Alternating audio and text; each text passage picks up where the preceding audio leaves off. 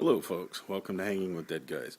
I've got a very exciting treat for you today. Work happened to take me to Ireland, and I'm currently in County Kilkenny, Ireland, in the parish of Kilfane.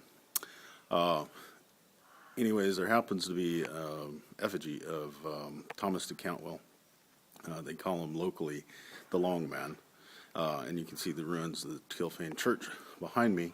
Actually, there's a modern Kilfane church, which is right off the road in Kilfane, so don't take that to be that. You have to actually cross the street, walk up a little footpath, and then you'll see the church. One of the nice things about this particular church is that you see the ruins of it, but then also you'll have like Long John, which will be coming up behind me. See, hi Long John, or the Long Man, sorry, right there behind me. But there's also an effigy or a presbytery tower attached.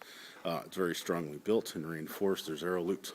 And then there's quite a few notes of notable objects here as a carved cedilla, which they believe is originally the 13th century.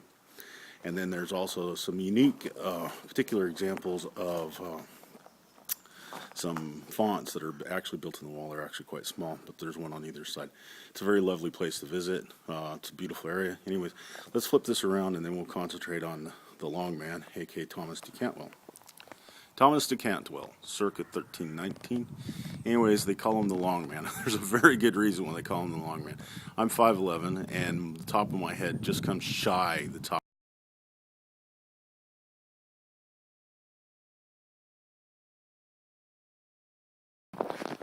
Technical difficulties on the video. Here, I'm going to the knee. This is a very important thing. What you can see from the knee is you can actually see coming up from the foot on the spur, you actually definitely have male chalices for lower leg.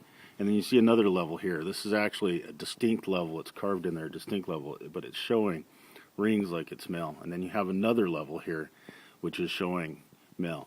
So what I'm thinking is that the artist didn't quite understand what he was looking at. It could be the fact that it's actually Gamboy's cuisses with the male section over it, just to give you additional protection, or it just could be the Gamboy's cuisses themselves that are covering it. But he's treating it all like the same male that's there. But then you have three levels of male. But you could, it's not possible. It doesn't follow. It follows the knee. So it's not in another skirt that's underneath there that you see. So it's very possible that this is just a misrepresentation on it. But it does look like it's additional protection for the knee of some form or fashion. So even though the figure is predominantly male, and you can see all the way up, this is a male halberd that's there. Like I said, it's a lovely, lovely effigy. I don't think that there's much in here to talk about there, but I'm running out of video space, so I'm going to have to cut this very short. So particular ideas is he's got the mitten gauntlets that actually he's taking his hand out and showing his hand. Looks like he has a couple of different garments that are covering like an undergarment and then his mail. And then I take that back. When I was looking at earlier, when I started looking at it a little bit closer, it looks like it's all male because I started looking in the cracks and crevices. So even though there is definitely striations, but I think he's using that as down here to represent the different rings of male, and then he's just using little loops to protect it. It could be part of his misunderstanding as well on that. So you definitely have Aventel, you have surcoat, I'm not Aventel, sorry, coif, male coif, surcoat, shield with the goujon strap, knightly belt without, very simple, male sleeves, male mittens, and what looks to be a male defense. So see, now from this angle you can definitely see the three different levels there, right there at the knee. In there. One of the things that you can see the tail of the scabbard here, as well as you can see the straps of the spur look like they're flapping off wild, so it could be that they're quite long.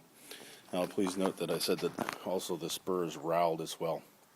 I'm seeing a lot of examples of roweled spurs, but where I was kind of under the impression that in the early 14th century they're actually more of a prick type spur, but then that might have been my misunderstanding. But of the evidence I've been presented so far, lots of roweled spurs. Very seldom in fact, I haven't seen a prick spur yet. So anyways, thanks for visiting with Hanging with Dead Guys. This is a treat. We're in County Kilkenny, Ireland, to bring this to you especially. Please, if you have any questions, leave a comment. Actually, you can see a side door to the presbytery tower that's there. And It's about 3 or 4 levels tall to the roof of it, and there's actually squints that are off to the sides that you can't quite see. Anyways, welcome to Kilfane Church, Ireland. Thank you.